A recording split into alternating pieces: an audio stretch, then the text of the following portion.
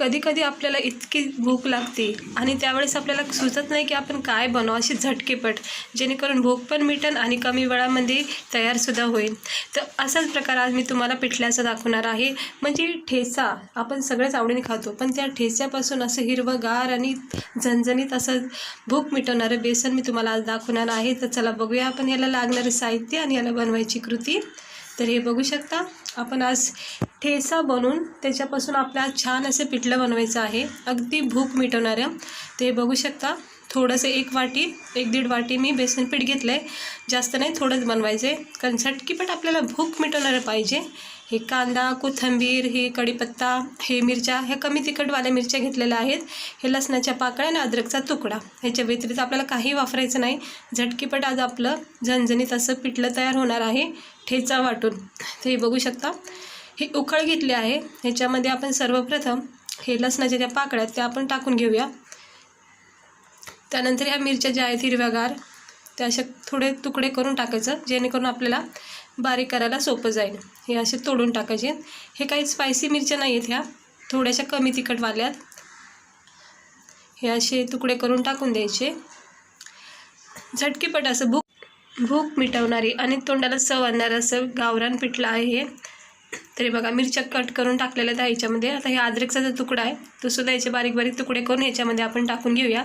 हे काय मिक्सरमध्ये तुम्ही वाटू शकता, पण जास्त बारीक नाही बनवायचं, कारण आपल्याला ठेचा बनवायचा आहे, म्हणून मिक्सरमध्ये जास्त बारीक होतं. हे थोडे राई जिरेसुद्धा टाकून घेते, थोडे टाकले, ह्यानीसुद्धा चव चांगली लागते आपल्या पिठल्याला. तर चला, आपण याच्यामध्ये मी मीठ टाकलं नाही, कारण मीठ मला नंतरून टाकायचे. हे असं उखळणी बघा बारीक करून घेतलं आहे व्यवस्थित. हे बघा, अशा प्रकारे बारीक हवं आहे आपल्याला. तर हे बारीक करून घेतलं आहे. चला आता आपण फोडणी देऊया. तर ही कढाई मी जी आपली नॉनस्टिक असते ती नाही वापरली. मी आपली ही जी लोखंडाची कढाई आहे ना, ही ठेवलेली आहे आणि मस्त पिठलं होतं, म्हणजे चांगलं तयार होतं याच्यामध्ये. तर ह्याच्यामध्ये मी तेल टाकलेलं आहे आपलं गरजेनुसार. अशा कढाईमध्ये ना पिठलं चिटकलं जात नाही आणि सुटसुटीत मोकळं होतं असं व्यवस्थित. त्यामुळं मी ही कढाई वापरलेली आहे. त्यामध्ये आता 2-4 कढीपत्त्याची पानं टाकलेले आहे आणि त्यानंतर जिरा, राई जे आहे ते सर्वप्रथम टाकून घेते. बघा, याच्यामध्ये राई जिरा मिक्स आहे. हे दोन्ही टाकून घेतलेलं आहे मी, जिरा राई. याची फोडणी पहिली द्यायची सर्वप्रथम. थोडंसं तडतडून झालं का मग याच्यामध्ये आपण बारीक चिरलेला कांदा टाकायचा आहे. सर्वप्रथम आपण राई, जिरे आणि कढीपत्ता परतून घ्यायचा थोडा. हे बघा, हे बारीक चिरलेला आपला एक मोठा कांदा आहे, तो आपण याच्यामध्ये टाकून घेऊया. आपल्याला कधी सुचत नाही ना की काय बनावं आणि भूक तर लागली, तशा टायमाला तुम्ही असं झटकीपट 2-4 मिरच्या लसूण घेऊन असं झटकीपट पिठलं तयार करू शकता. हे बघा, आता थोडासा कलर चेंज झाला कांद्याचा की आपण याच्यामध्ये आपण जे मिरची, लसूण, अद्रक वाटून घेतले ते याच्यामध्ये टाकायचे.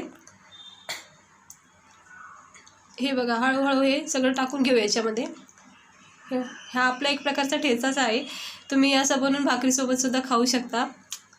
तर ह्याच्यापासूनच आपण आज बेसन तयार करणार आहोत, मस्तपैकी झणझणीत असं.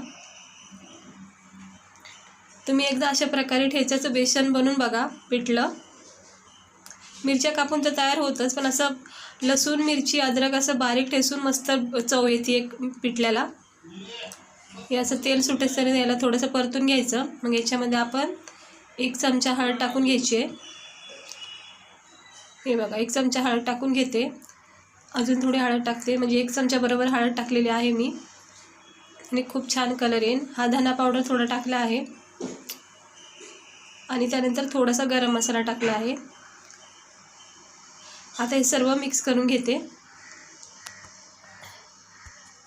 मला लागली आहे भूक, म्हणून आपलं झटकीपट असं बेसन तयार करते गरमागरम खाण्यासाठी. हे बघा, हे असं व्यवस्थित मिक्स करून घ्यायचं गरम तेलामध्ये सगळं. अद्रक, लसूणचे आपण जे कूट केलेला आहे मिरचीचा, तो सुद्धा याच्यामध्ये व्यवस्थित परतून झालेला आहे.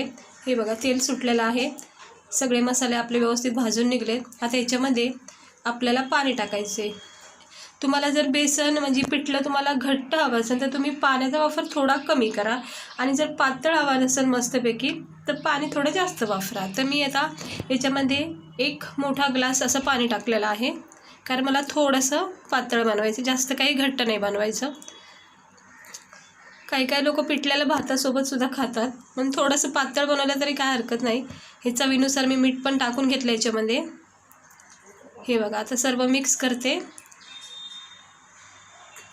हे असं मिक्स करून घेते आणि याच्यावर आता थोडीशी कोथिंबीर टाकून घेते. हे बघा, हे अशा प्रकारे लाल मसाल्याचं सुद्धा, मिरची पावडरचं सुद्धा बेसन तुम्ही करू शकता. एकदम भूक मिटणारे असं पिठलं आहे हे. ह्याला आता उकळी येऊन द्यायची खळखळून मस्तपैकी. 5 मिनटात याला उकळी येईल. हे बघा, उकळी आपली किती छान आलेली आहे मस्तपैकी. आता आपण या उकळीमध्येच आपलं जे बेसन पीठ आहे ते सगळं हळूहळू टाकून घ्यायचं आहे. हे बघा, हे अशा प्रकारे थोडं थोडं करून, असं डायरेक्ट एकदम नाही टाकायचं, थोडं थोडं करून असं हळूहळू बेसन पीठ सगळं याच्यामध्ये टाकायचं. आणि मग मस्तपैकी असं लाटणं घेऊन, लाटण्यानेच सगळे, म्हणजे असे पहिले लोक तर लाटण्यानेच असे हाटायचे, असे बेसन पीठ असं मिक्स करून घ्यायचे. तर ह्या लाटण्याने तर खूप चांगल्या प्रकारे फेटलं जातं बेसन पीठ. हे बघा, हे सगळ्या ज्या गुठल्या आहेत ह्या थोड्या वेळाने पूर्णपणे नाहीशा होऊन जातील. फक्त असं व्यवस्थितपणे मिक्स करून घ्यायचं. सतत ह्याला मिक्स करत राहायचं. गॅस आपला फास्ट ठेवला तरी चालेल आणि कमी ठेवला तरी चालेल, काही हरकत नाही आहे. तर मी गॅस ठेवलेला आहे फास्ट. ते बघा, फास्ट गॅस ठेवल्यामुळं झटकीपट असं त्या गुठल्या ज्या होत्या बेसना पिठाच्या त्या सर्व अशा एकजीव झालेल्या आहेत आणि मस्तपैकी त्या नाहीशा झालेल्या आहेत. हे बघा, ह्या लाटण्याने फक्त कसं आपलं बेसन पिठलं जे आहे ते आपलं कसं घट्ट झालं आहे, थिक एकदम छानपैकी. बघा, कुठेही गुठली दिसत नाही आहे. 1-2 आहेत त्यासुद्धा आता नाहीशा होऊन जातील. हे फक्त याला थोडा वेळ असं देऊन मिक्स करत राहायचं लाटण्याने, जे आपण चपाती लाटतो त्या लाटण्याने. हे बघा, आता बघा व्यवस्थित कसं आपलं पिठलं तयार झालेलं आहे. असं ठेच्याचं पिठलं तयार झालेलं आहे, गरमागरम. बघा, एकही गुठली याच्यामध्ये राहिलेली नाही आहे, सर्व अशी मिक्स झालेले आहेत. हे बघू शकता तुम्ही, किती छान आपलं पिठलं तयार झालेलं आहे. अगदी तोंडाला पाणी सुटणारं आणि तोंडाची चव वाढवणारं हे असं पिठलं तुम्ही नक्की तयार करा. ज्यावेळेस तुम्हाला काही सुचलं नाही की काय बनवावं असं झटकीपट, त्यावेळेस तुम्ही अशा प्रकारे पिठलं नक्की तयार करा ठेचा करून. तर हे बघू शकता कसं छान असं आपलं ठेचा करून असं मस्तपैकी पिठलं तयार झालेलं आहे.